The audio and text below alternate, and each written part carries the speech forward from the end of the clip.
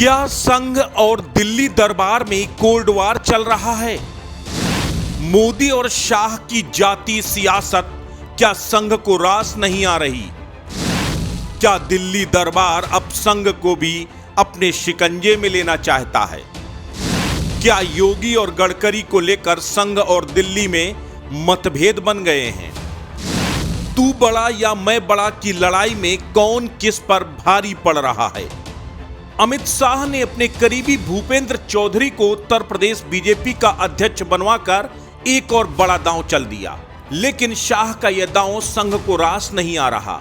संघ के सोर्सेस बता रहे हैं कि लगातार संघ और दिल्ली दरबार के बीच तलवारें खींचती जा रही हैं, या फिर दूसरे शब्दों में कहें तो शीत युद्ध के हालात बनने लगे हैं। संघ दिल्ली दरबार से खासा नाराज है। दिल्ली दरबार संघ को नजरअंदाज कर रहा है। लगातार कई ऐसे फैसले दिल्ली दरबार द्वारा लिए गए जो संघ को रास नहीं आ रहे।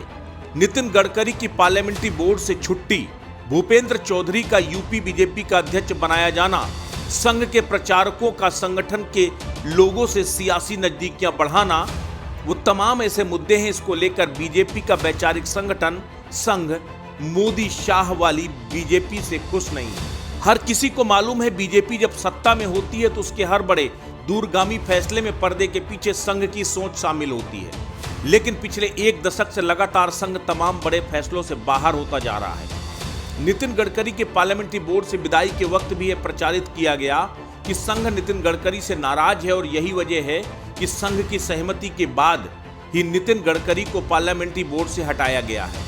लेकिन दरअसल हकीकत यह है कि संघ को इस फैसले की कोई जानकारी ही नहीं दी गई थी और मोदी शाह के इस कदम के बाद संघ के अंदर नाराजगी है। संघ और दिल्ली दरबार के बीच टकराव की कोई नई बात नहीं है। हाल के दिनों में कई ऐसे मौके आए जब सरकार के फैसले संघ को रास नहीं आए। उन्होंने इसका विरोध किया।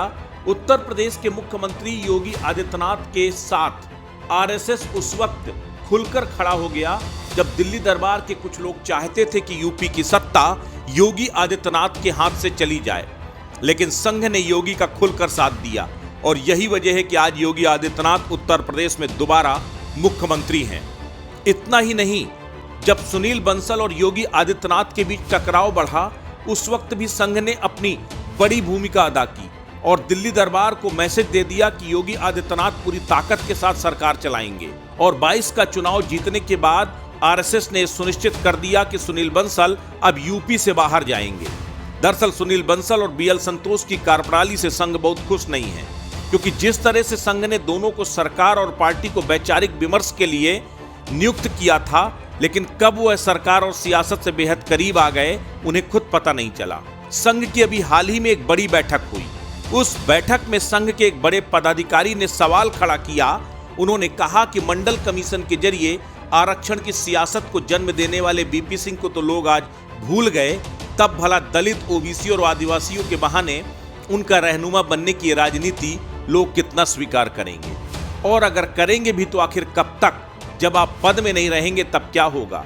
यह महज एक सवाल नहीं था, बल्कि उस टकराव की वानगी थी जो बता रही थी कि कैसे मोदी और शाह की दलित, ओबीसी और आदिवासी राजनीति वाले पैतरों की जो सियासत है वो संघ को रास नहीं आ रही।